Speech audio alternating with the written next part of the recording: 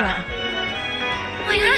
Aking tala sa gabing madilim, ikaw ang bawat sana sa lahat ng hiling. Sa hirap man o sa saya ay Ay, grabe talaga nangyayari ngayon sa abot kamay na pangarap na kung saan nga unang-unang pinakita dito is ito nga ang si Lindon at itong si Lynette is nag-uusap.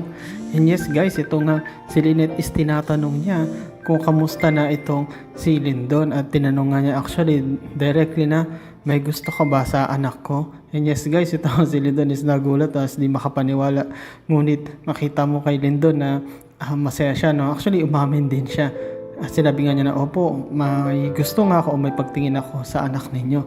At ito namang si Lynette is masaya din dahil nga alam niya na itong si Lindon is mabait din na tao, mabait din na doktor. At ito nga si Ana rin talaga is actually marami nagkakagusto dito, hindi lang si Doc Lindon, kundi yung iba pa tulad ni Harry at marami pa, no? Kasi nga mabait ito at talagang maalaga rin.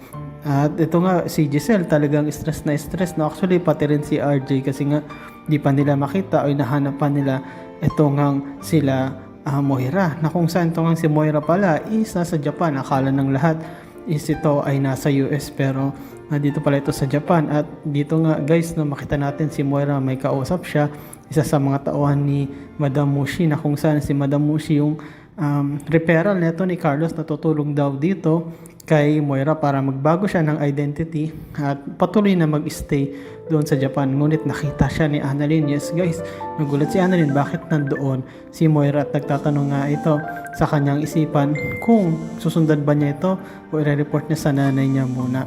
Yes guys, abangan natin yung bang si Moira is mahuli na o makatakas pa rin.